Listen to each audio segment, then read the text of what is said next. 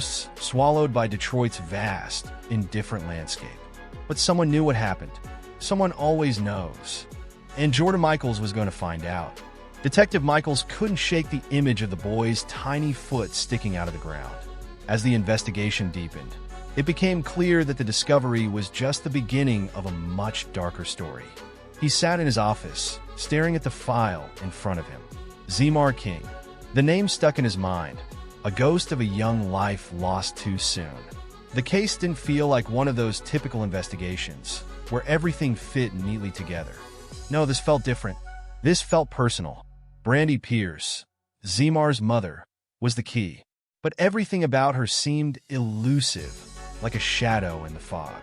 She wasn't known to the authorities for anything serious, at least not until now.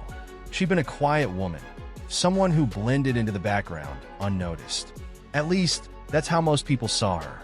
But to Michaels, there had to be more beneath the surface. Brandy had rented the house for a few years, but no one could remember seeing her much. Neighbors spoke of her only in passing, quiet, reserved with 2 children. She'd lived alone in the house for the past few months, ever since her divorce. Neighbors hadn't noticed anything strange, just that the house had seemed emptier than usual. The file on Brandy painted a picture of a troubled life. She had a history of short-term jobs and a string of failed relationships. Her ex-husband had a restraining order against her, something about a violent outburst during their marriage, but nothing that would have raised a flag to authorities. It seemed like her life was a collection of small cracks, and eventually, one of them had shattered completely. "Detective, we've got something." Officer Turner's voice broke through the silence. Michaels looked up, grateful for the interruption. Turner handed over a stack of papers, his eyes tense. "We traced her movements after she left the house in early November. She skipped town with her younger son. Looks like she headed to Georgia. We've been in touch with Atlanta PD." Michaels frowned. "Georgia? She's that desperate to run?" Turner nodded. "We think she knew this was coming. She likely planned her escape." A chill ran through Michaels. Brandy Pierce wasn't just hiding from a bad life. She was hiding from something much worse. And her son, Zemar, had paid the price. "Anything on her criminal record?" Michaels asked, already suspecting the worst. Turner flipped through more pages. A few minor offenses. Mostly traffic violations, some complaints about domestic disturbances, but nothing that screams dangerous. Michaels tapped his fingers on the desk, thinking. Brandy was no criminal mastermind. She wasn't even a particularly bad person, at least by the book. But something had snapped. She was now the prime suspect in her son's death. The news that Brandy had fled the state was a shock, but not entirely surprising. People like her often ran when their past caught up with them. And now she was on the run, likely aware that her days of living in the shadows were numbered. Michaels didn't have time to waste. He needed to catch her, and fast. If she'd done this to her son, there was no telling what she would do to anyone who got in her way. The days that followed Brandy Pierce's flight to Georgia felt like a race against time. Detective Michaels spent long hours going over every detail of the case, hoping for some break, some sign that could lead him to her. Every lead felt like it was leading him in circles. She had disappeared, and her past was nothing but a series of vague stories and half-remembered conversations. But one thing was clear. Something had gone horribly wrong. Michael sat at his desk, staring at the crime scene photos of Zemar's grave. His tiny face, his expression frozen in time, haunted him. It was hard to believe that someone had treated this boy so callously. The autopsy report confirmed what Michaels had already suspected. Zemar had been smothered. The compression around his neck had left signs of struggle, and the way his hands and feet had been tied was deliberate, methodical.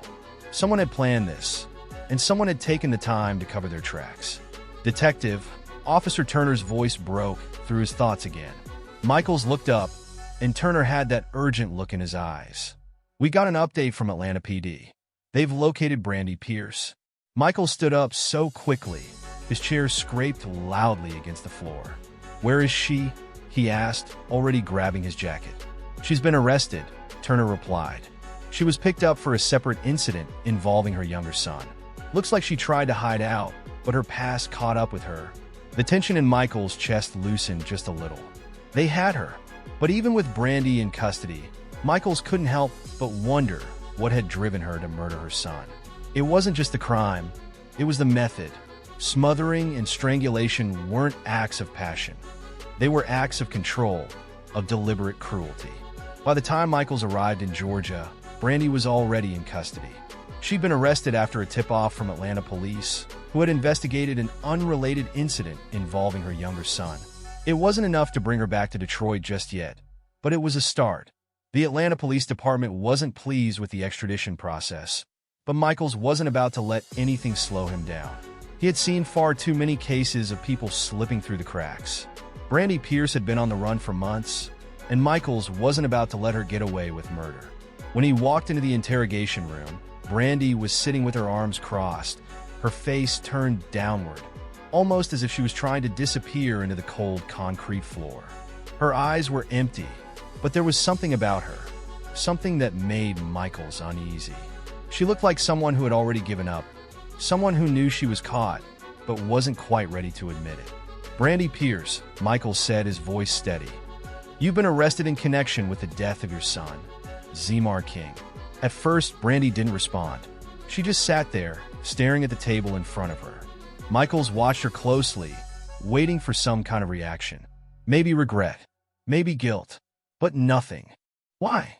Michaels asked softly, leaning forward. What happened to Zemar? Her eyes flickered to him for just a moment, and then she looked away again. There was a long pause before she finally spoke, her voice low and almost hollow. He wouldn't listen. He wouldn't do what I said. Michaels frowned. What does that mean? Her voice cracked, but she didn't look up. He was always asking questions, always talking back. He didn't understand. He made things harder. He made me angry, and I couldn't stop. Michael's heart sank. What kind of mother could hurt her own child like that? There were no words that could explain this. No reason that could make sense of what Brandy had done. She went silent again, her hands trembling in her lap. It was clear she was trying to hold it together, but it was all unraveling. And Michaels was left with one haunting question. How had Zemar's death become the breaking point for a mother who had once been just another face in the neighborhood? Back in Detroit, news of Brandy's arrest spread like wildfire. The public was shocked, horrified by the brutal murder of a 9-year-old child. The city, already on edge, seemed to collectively hold its breath as the prosecutor's office prepared their case. Kim Worthy, the Wayne County prosecutor, was outspoken about the case. She called it one of the most chilling she had ever encountered, noting the calculated nature of Zemar's death. Smothering and strangulation weren't just acts of rage. They were acts of control, of a mother pushing her child too far. On February 5th, the charges were officially announced. Brandy Pierce was facing first-degree murder, felony murder, first-degree child abuse, tampering with evidence, and concealing the death of an individual. As the news conference unfolded, the gravity of what Brandy had done began to settle in.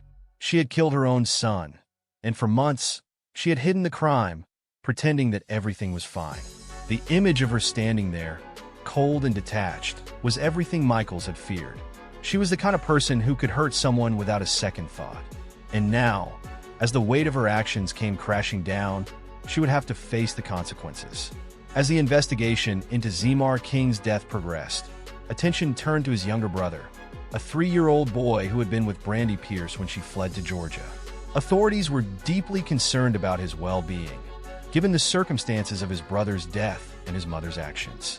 In Georgia, the 3-year-old was placed into foster care, where he began to receive the care and attention he desperately needed. Social workers noted that he was a quiet child, often withdrawn, but showed signs of slowly opening up in the safe environment of his new home. The transition was challenging for the young boy. He had witnessed events no child should ever see, and the trauma was evident in his behavior. However, with the support of dedicated foster parents and child psychologists, he began to show small signs of improvement. The community rallied around the child, offering support and resources to help him heal. Local organizations provided counseling services, and neighbors expressed a strong desire to see him grow up in a loving and supportive environment. As the legal proceedings against Brandy Pierce continued, the focus remained on the well-being of the surviving child. His future was uncertain, But the hope was that, with time and care, he could overcome the shadows of his past and build a brighter future. The news of Zemar King's death and the subsequent arrest of his mother sent shockwaves through the Detroit community. Neighbors who had known Brandy Pierce were left grappling with disbelief and sorrow. Many expressed their shock, stating that they had never suspected such a tragedy could occur in their midst. One neighbor recalled an encounter with Brandy in early November, a month after authorities believed Zemar was murdered. She mentioned noticing something was wrong, as Brandy seemed distant and agitated. However, she never imagined the extent of the tragedy that had unfolded. Community leaders and child advocacy groups called for increased awareness and resources to prevent such tragedies in the future. They emphasized the importance of early intervention and support systems for families facing challenges. Memorials were held in honor of Zemar, with community members coming together to remember his short life and to advocate for the protection of children. The case served as a stark reminder of the vulnerabilities children face and the critical need for vigilance and compassion within communities. As Brandy Pierce awaited extradition to Michigan, the legal community prepared for a complex and emotionally charged trial. Prosecutor Kim Worthy expressed her commitment to seeking justice for Zemar, describing the case as one of the most callous she had ever encountered. Defense attorneys began to prepare their case, though details were scarce. The community remained divided, with some expressing sympathy for Brandy's personal struggles, while others felt a deep sense of loss and anger over the death of an innocent child. The trial was expected to draw significant media attention, highlighting the broader issues of child abuse and the responsibilities of parents. Advocacy groups prepared to use the case as a platform to discuss preventive measures and support systems for at-risk families.